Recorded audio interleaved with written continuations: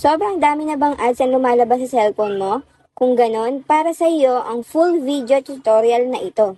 Tara! Hi guys! So ngayon, ipapakita ko muna sa inyo na may ads talaga itong gamit kong cellphone.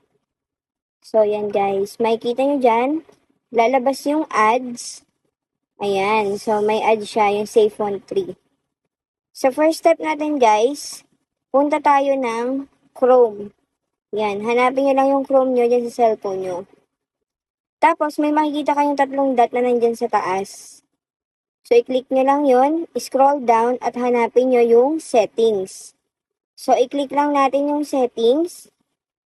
Tapos, scroll down. Hanapin nyo lang dyan yung site settings. Tapos, i-click natin yung site settings.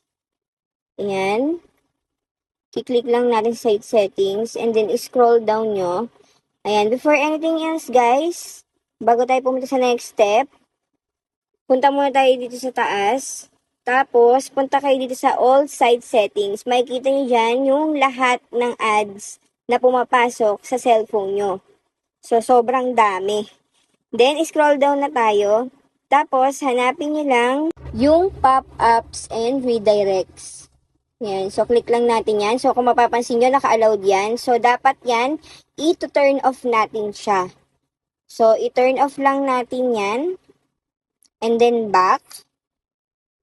Tapos, hanapin nyo naman yung intrusive ads. Ayan. Sa iba, guys, ang nakalagay dyan ay ads. Kung makikita nyo, naka-on din siya. So, i-off lang natin yan. And then, back. Then, tapos guys, so punta naman tayo sa settings natin. So, punta lang kayo ng settings. Tapos, hanapin nyo yung connections. By the way guys, ang gamit kong cellphone ay Samsung A50s.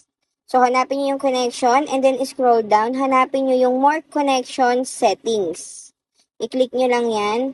Ayan, kung makikita kayo dyan guys, VPN, private DNS. So, click natin yung private DNS. So, meron dyang off, automatic, tapos private DNS provider hostname.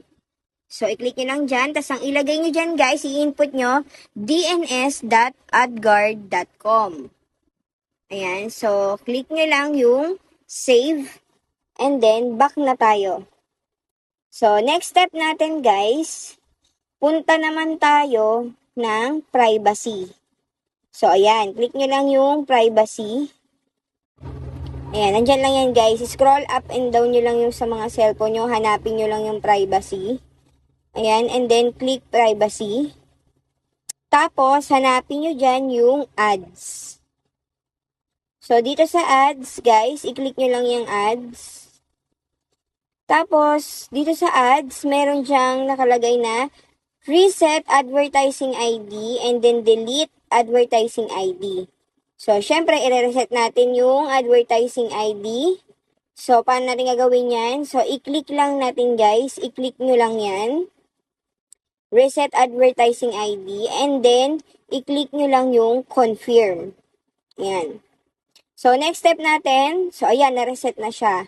So, next step, delete advertising ID. So, i-click nyo lang din yan, guys. Tapos, basahin nyo lang yung nakasulat dyan. And then, delete advertising ID. Yan, i-click nyo yan. So, para ma-delete yung mga advertising ID, so makikita nyo, wala na. So, back na tayo. So, ito guys ay magagawa nyo sa lahat ng mga Android phone. Basta, sundin nyo lang yung tutorial.